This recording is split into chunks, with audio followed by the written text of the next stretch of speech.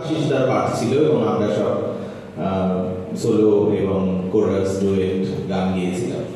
তো সেটি একটি উজ্জ্বল স্মৃতি আমাদের কাছে। মধুমিতাদির আজকে বিশেষ করে আসার কথা ছিল। মধুমিতাদি আরেকটি বিশেষ অনুষ্ঠানে আটকে পড়েছে এই সময়, শীতের সন্ধ্যায় সব বিভিন্ন জায়গায় আটকে এবং শহরের অন্য প্রান্তে। মধুমিতাদি ভীষণ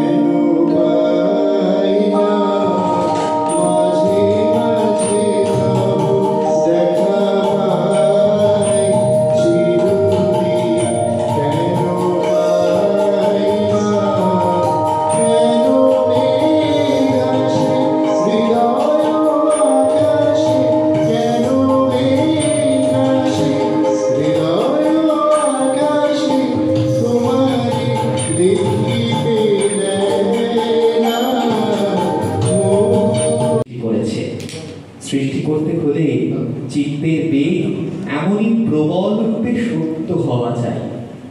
রবীন্দ্রনাথের কীর্তনাঙ্গের গান, এই গানের মধ্যে যেমন আছে আখর যোগ, তেমনি শুধু পূজা নয়, প্রেম ও বিচিত্র পর্যায়ের গানেও কিন্তু আমরা কীর্তনের ছোঁয়া পাই।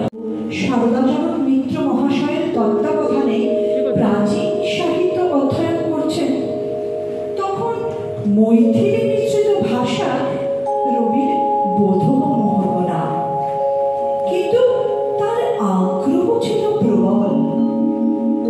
জীবন স্মৃতিতে কবি লিখছেন, গাছের বীজের মধ্যে যে অঙ্কুর প্রচ্ছন্ন ও মাটির নিচে যে রহস্য। আমি তো কলকাতায় জন্মেছিলাম, কিন্তু কলকাতায় কোনোদিন থাকিনি, রাউরকেলায় বড় হয়েছি। তাই রবীন্দ্রনাথের প্রতি যেটা ভালোবাসা সবকিছুই বিয়ের পর আশিসের সঙ্গে, কেন ওখানে আমার যাত্রা শুরু।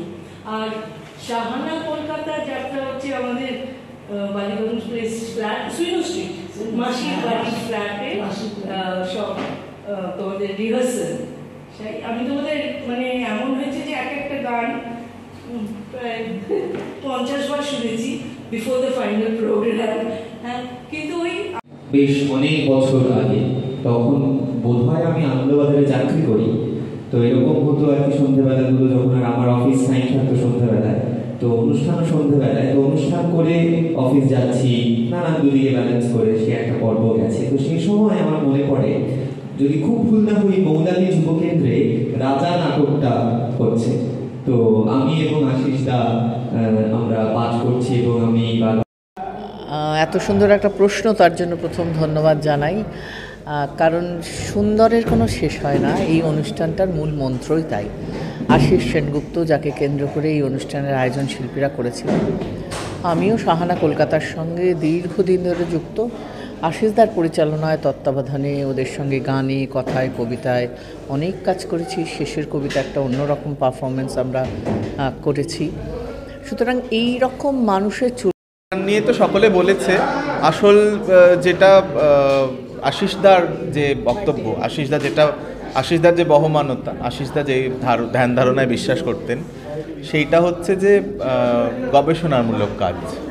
রবীন্দ্রনাথের গান তো বহু মানুষ গায়, কিন্তু একটু গবেষণা করে যদি আমরা খুঁজে দেখি রবীন্দ্রনাথের গানকে বিভিন্নভাবে প্রেজেন্ট করা, এই যে স্ক্রিপ্টের যে ব্যাপারটা, এবং এই যে শেষের কবিতার কথা মধুমিতাদি বললেন,